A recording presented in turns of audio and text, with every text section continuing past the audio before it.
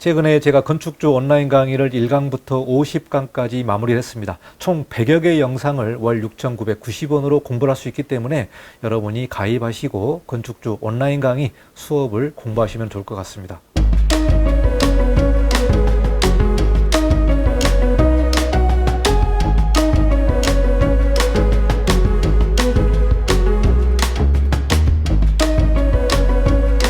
자, 그러면은 빌라 매매하기 전에 불법인지를 어떻게 확인합니까?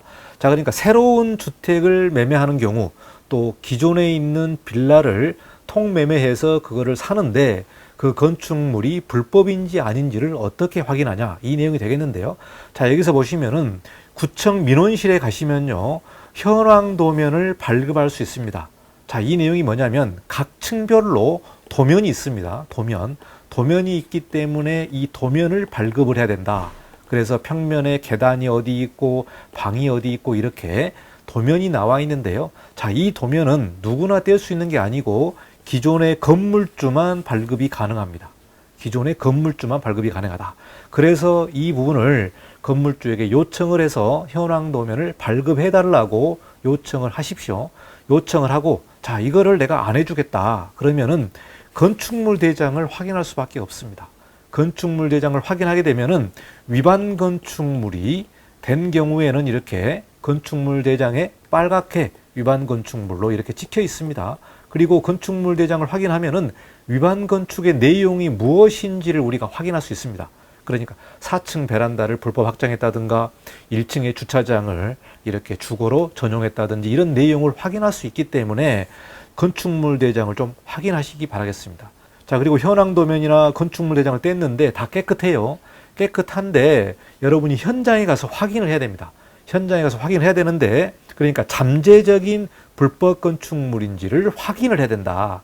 그래서 건물을 가서 보고 만약에 4층 부분이 뭐 불법으로 증축됐다든지 5층이 중축됐다든지 주차장 부분이 이상하게 주거로 되어 있다든지 이런 내용들을 여러분이 눈으로 확인하시고 이 부분을 잠재적인, 즉 잠재적으로 걸릴 수 있는 위반 건축물이라는 것을 여러분이 좀 판단을 하셔야 될 것 같습니다. 자, 판단을 하시고 이 건축물을 매매를 할 건지 안 할 건지를 최종적으로 결정하시는 그런 내용이 되겠습니다. 자, 그리고 위반 건축물로 적발이 됐습니다. 이런 경우는 어떻게 됩니까? 이렇게 이제 묻는 사람들이 많은데요. 자, 이렇게 위반 건축물로 걸리게 되면 원상복구 외에는 답이 없습니다. 원상복구 외에는 답이 없다. 그리고 최근에 상담하신 분이 계시는데요. 기존에 이렇게 불법 건축물로 세무과에 나와서 지적된, 감사를 받아가지고 지적된 경우가 있었는데 이게 재건축을 하면서 다 철거가 돼버렸습니다. 재건축하면서 철거가 돼버렸다. 그러니까 건축물을 현장에서 확인할 수 있는 길이 없다는 거죠. 길이 없기 때문에 건축물 대장을 확인하고 현황 도면도 이렇게 우리가 이제 구청 가서 폐 건축물 대장을 떼볼 수는 있지만 세무과에서 지적을 하고 이렇게 사진을 다 찍어놨기 때문에 또 그리고 현장에서 건축물을 다 철거를 해버렸기 때문에 이 부분은 정말로 빼도 박도 못하는 중과세를 내게 되는 그런 사정에 있습니다. 그렇기 때문에 매우 조심을 해야 되고요. 결국은 원상복구 외에는 답이 없다. 아니면 이행강제금을 내고 살아야 되는 그런 사정이 되겠습니다. 두 가지 외에는 답이 없습니다. 원상복구 외 또는 이행강제금을 내야 된다. 자, 그리고 옥탑층을 중축으로 걸린 중과세는 세무과에서 걸리게 되면 정말 답이 없다. 이 내용이 되겠는데요. 정말로 이제 건축가와 세무과가 이렇게 불법 중축을 보는 내용들이 좀 다릅니다. 내용들이 다르다 보니까 세무과 같은 경우는 건축법하고 상관없이 거주를 하게 된 공간으로 한번 걸리게 되면은 이 부분을 주거 용도로 보고 중과세를 때리는 경우가 있습니다. 그러니까 단순히 옥탑층을 철거를 하고 매매를 해도 세무과에서는 과거에 여기서 주거 공간으로 사용하고 있지 않았느냐, 그래서 이 부분은 중과를 내야겠다, 이렇게 내릴 수 있기 때문에 매우 조심해야 된다.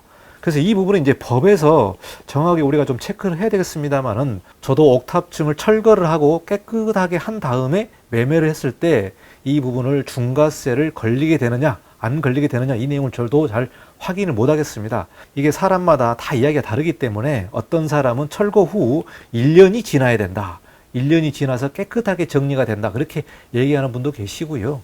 이 세무과에서는 또 어떻게 해석하는지 모르겠습니다. 그래서 하도 이게 법이 중구난방이고 해석하는 게 다르기 때문에 명확한 답을 전달할 수 없는 그런 아쉬움이 있는 것 같습니다. 신축을 하고 증축을 하는 경우, 또 과거에 건물을 사서 이렇게 거주하는 경우가 있는데요. 10년이 지나서 위반 건축물에 걸려서 이행강제금을 내는 사례가 있습니다. 그러니까 신축하고 불법을 했는데 이게 뭐 3, 4년 조용하게 지나게 되면은 이게 나중에 안 걸릴 거다 이렇게 얘기할 수 있지만 결국에는 걸릴 수밖에 없다. 이 내용을 좀 여러분이 잘 판단하시고, 불법 건축물은 계속해서 단속을 하기 때문에 원상복구를 깨끗하게 해야만 나중에 문제가 없기 때문에 여러분이 원상복구를 하고 매매를 하든지 입주를 하든지 이 내용이 되겠습니다.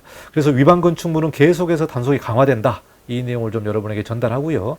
빌라를 매매할 때 특히 매우 조심해야 되는 그런 내용이 되겠습니다. 자, 여기까지 영상을 마치고 다음 시간에 더 좋은 영상으로 여러분을 찾아뵙도록 하겠습니다. 감사합니다. 이관용 건축사였습니다.